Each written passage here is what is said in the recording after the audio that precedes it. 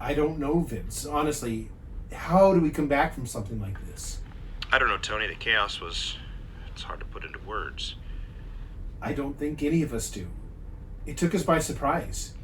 Blindsided is an understatement. We all knew it was possible, but not at that level. At once? How? Why? Something doesn't quite add up. Spoken like my chief of security, Mr. Kyle. So I hear Starfleet's convened the whole fleet on this one. As one would expect, Mars was attacked and overrun in a way we haven't seen since the Romulan Wars. Just seems that when things start going good, the other shoe drops. We get the Raincross back, then the Mars attacks. Life of a Starfleet officer, you know? All too well. Well, I need to give Commander Griffin a call. We still have a deadline to hit. Tell Bill I enjoyed the conversation with Connie and her husband. 3 hours of my life that I'll never get back. I thought Connie's husband died 2 years ago. He did. Kyle out. Computer, get me in contact with Chief Engineer Griffin. What you got, Skip? So, I hear there's another incident with Connie? Well, do you really want to know? No. I don't think I do. So how are my engines, Bill? Well, for a dated ship, I can't complain. Having everyone together again, I can't complain. Why do I feel there's a but in there? You hear a lot of things in the engine room. Okay, what do you hear? Oh, this and that. Calls from far-off friends. Things you're not supposed to hear. Okay, so... Well, this is just a rumor, but is Starfleet recalling all synths? Don't be ridiculous. One incident isn't worth taking out an important member of the Federation. But technically, they aren't members of the Federation. The back and forth on their rights? This could set them back 50 years. This could be pre-Maddox time. I don't see that. I don't want to see that. We may need to start thinking about Lieutenant Bell. Starfleet would never allow an officer to become compromised because of this. I could never believe that. That's what we all thought. Then we watched the massacre. I was walking with my son.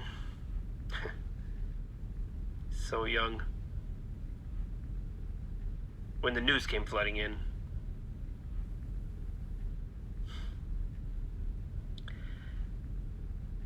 I got sick to my stomach. I was weak in my knees. This has happened before. Wolf, 359, the Dominion War, the Phantom War.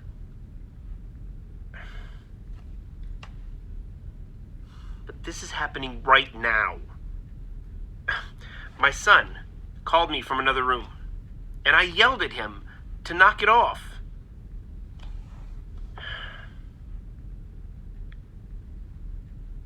I couldn't handle it.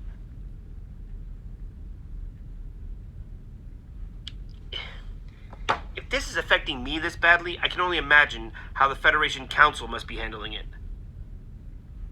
We have to look out for Lieutenant Bell. Bill, I won't let anything happen to Lieutenant Bell. I trust you, sir. Bill, I'm getting another message coming through. Let me let you go. Understood, sir. Mr. Bell. If I may have a moment, sir. Of course, Lieutenant. How are you settling in? Everything is adequate, sir. There is nothing I require. So then, what's on your mind? In light of recent events, do you believe that my future with Starfleet is in jeopardy? I'm not certain. I understand. But I will say this. You have done nothing to warrant any type of subjection, and I will do everything in my power to prevent you from being penalized. The blood pressure of organics rise when I am on the station. Or on Earth. You can sense that. Indeed. Can't you? Not exactly. I think people are tense with what happened, but don't let that impact you as a person. I am not a person. But you are. You're just as much a person as all of us. The Raincross computer core is not a person, yet is far superior in every other fashion. You're an individual, Bell. You certainly don't see yourself as just another tool, do you? Starfleet created radar system units for the purpose of serving starships. The thought of individually...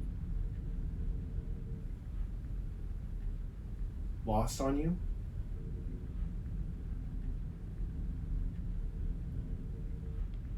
I believe this is a moment of clarity. Mr. Bell, you are just as much a member of my crew, regardless of how you came to be as such. Let's put this matter to rest, shall we? Very good, sir. Bell out. Computer, get me Lieutenant Cyrock. Captain? We need to talk. Trouble is brewing, and I feel we need to have a plan going forward. What is the issue, Captain? This synth issue. What do you make of it? An unprecedented attack, to say the least. I do believe that higher security measures will be needed. Needed as in what exactly? There are any number of methods available to ensure that safety comes first. But didn't that happen here? One would think, but I am unaware of all of the facts. And the worst case scenario? Since there has never been an artificial intelligence insurrection before, there is no way of knowing. What would you recommend?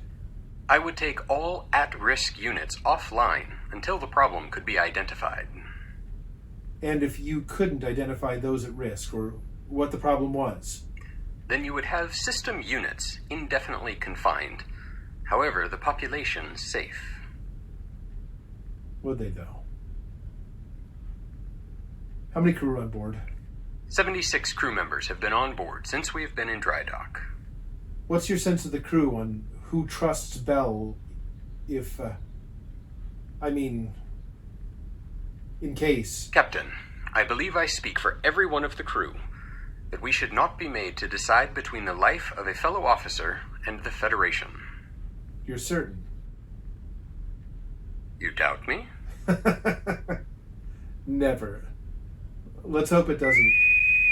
Captain, you're receiving a message from Starfleet Command. On screen. To all Federation ships, after recent events on Mars, the Federation has been in deliberation on what to do.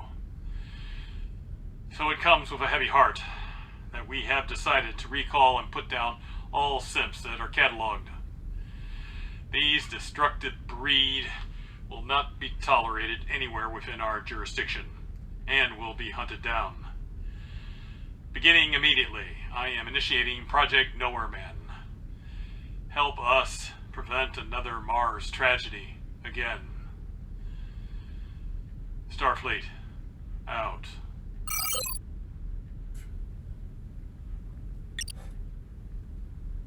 Lobato to all hands.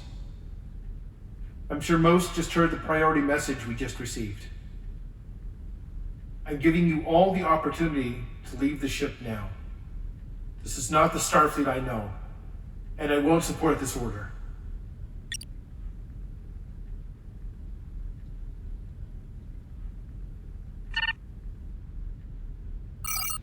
Security, reporting in. We stand with you, sir. Engineer reporting in. We're ready to get underway, sir. Captain, all departments are flagging a readiness to get underway. Then, Mr. Cyrock, take us out. I'll be up to the bridge in a moment. Understood, sir. Departing now. Bell to Lobato. Go ahead, Lieutenant. The Odyssey is directly in front of us, Captain. I'll handle it. This course of action will be the end of everyone's career, will it not? Mr. Bell, some things are worth risking, worth standing up for. But, sir, I am not. You're our friend, and this is wrong. To hell with Starfleet. I am grateful, sir. Man your station. I'll be up soon. Aye, sir.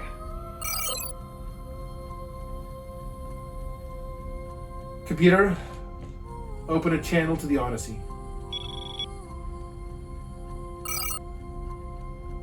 Captain Menard.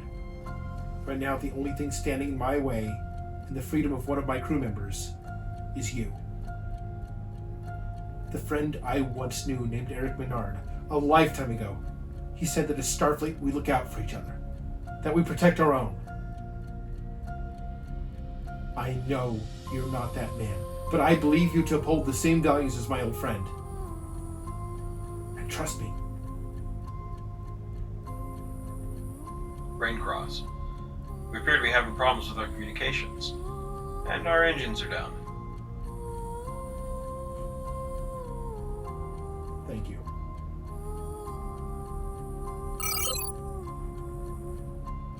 Lobato to all hands. We are on our own. But as the famous saying goes,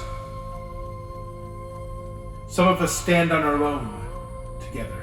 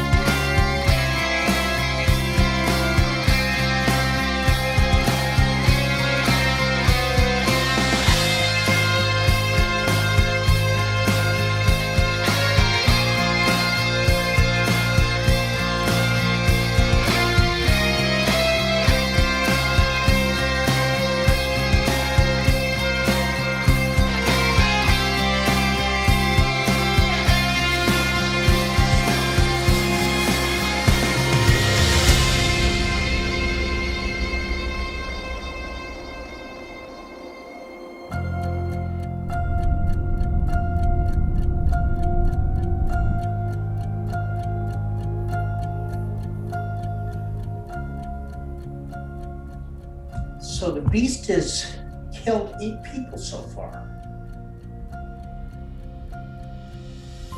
Computer, open up the Vandenbos files.